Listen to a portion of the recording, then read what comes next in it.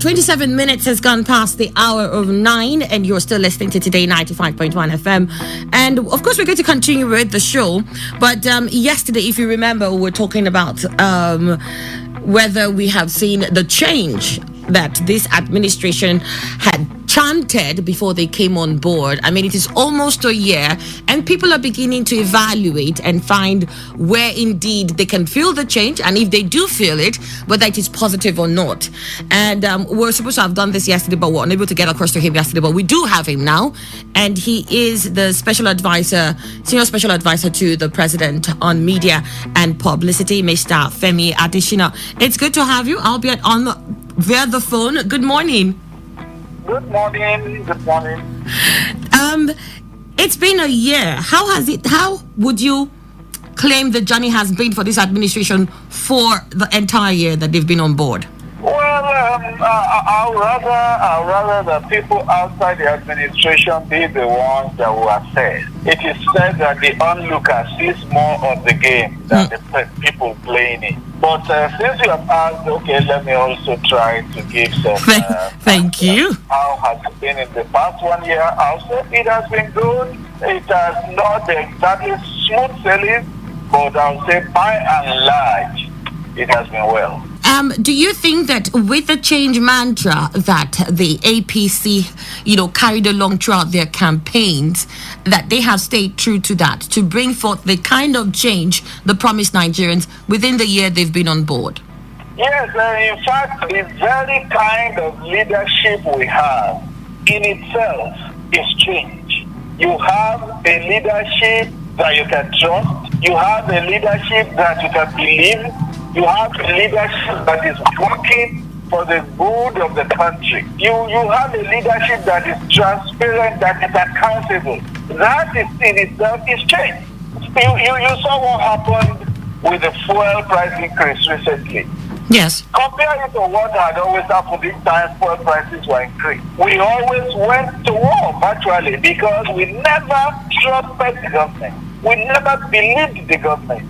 But see what happened this time. Even a general strike that was called did not succeed. Why?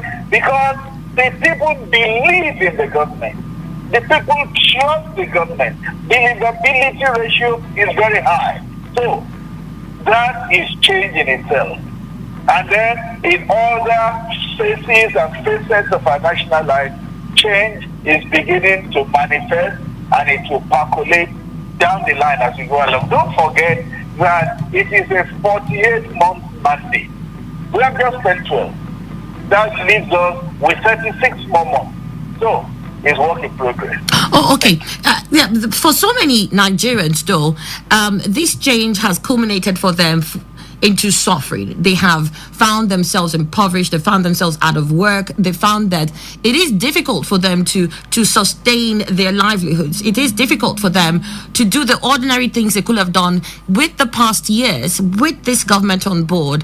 And they squarely blame this government. They say all this hardship is because of this government. Do you think that they are wrong to complain? Well, there's the saying, no pain, no gain. These times that things are being repaired, things are tough, things are hard. It is a fallout. It is a consequence of the actions and inactions of those who vandalize the country. Okay, fine. I mean, so you're saying that you're trying to explain, from what I gathered, that these things are supposed to be endured. These things will come because of a greater good ahead. So you don't think that people who complain about the hardship are wailers, do you? The wailers are different. Wailers are those who, positive or negative, they don't do anything good in the administration. Those are the ones that are called the wailers. Because, I mean, you did receive backlash for calling somebody a wailer. Let me answer. Okay. There are the ordinary Nigerians who love their country, who are patriotic, who believe in the administration. If things are tough, but they are willing to wait and endure, believing that there is light at the end of the tunnel. Those are Nigerians we will continue to encourage and appeal to bear with the government. But the wailers are the ones who have resolved never to see anything good in the administration. The only thing we can say to them is that they are welcome to the board. in their very eyes, in their very presence, they will see change, enduring change, permanently come to this country. So how do you endure the sort of backlash that you received for calling a certain person Chief Whaler? I mean, we understand that the position you handle is pretty sensitive. So how do you handle the backlash you get when people attack you in such a manner? What can I do than to ignore them? You see, there is only one word that I use for those people. Whaler, nothing. You will not see me abuse anybody. You will not see me curse anybody. I am not brought up that way. You will not call it Omoluabi, a well brought up person. I believe that is what I am. You will never see me curse, you will never see me abuse. The greatest abuse I can abuse anybody is to call him a wailing whaler. And after that, I just move on. Okay, but just before I let you go, please, I really need to get some of your thoughts on the man you work closely with, who is our president. I mean, lots of people say he's got integrity. Some say, well, we trust him because of who he is. Some say his body language is one of the reasons why some things went the way they did the first few months he came on board. I mean, what would you say? You've worked closely with him. What would you say his intentions are for Nigerians? Oh, he ran for the same office 4 times. He must have what he wants to achieve. And I'll just say the intention our president has for Nigeria is just to see Nigeria occupy its right position in the Committee of Nations. Nothing else. The president is not in this position for any personal motive. He's not there for his personal interest. I always tell people something. Just get to see the president and come in the evening, 8 p.m. after dinner. You will not see more than 2-3 people with him. And as in administration, previous, up to 3-4 a.m., the president's house is like a marketplace. And when you see people do that up to the wee hours of the morning, is because wheeling and dealing is going on. But in this administration, you never see that.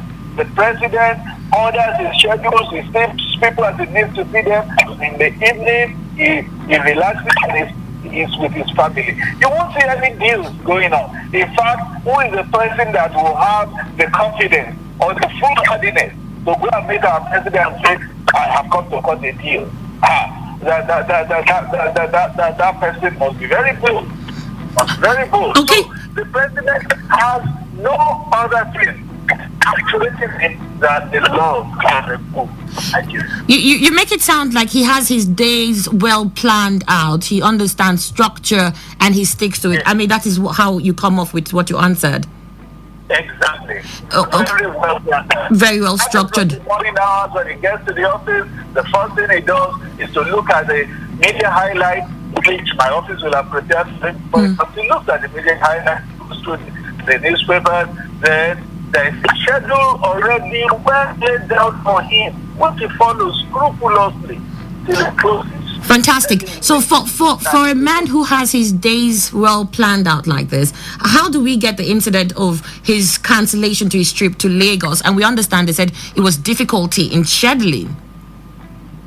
Well, an explanation has been given on that. Let's just leave it the way it is. You know that a president always has a deputy, and he has a right to send his deputy to represent. And that is what he did in the issue of Lagos State. And it was also said that Lagos will be rescheduled for another time. So let's just leave it at that. Okay, Femi Adeshino, we'll leave it at that. I won't push any further. But then, thank you very much for calling in here. Before I let you go, though, you're saying that we have more months ahead. This administration has 4 years. But do you think that we're going to see this hardship all through the 4 years? Are you saying Nigeria should hold on? It's going to be really difficult. But for the next couple of months, we're going to go through this. The Bedouin Arabs, does not last forever. Neither does the bad last forever. The bad cannot last forever.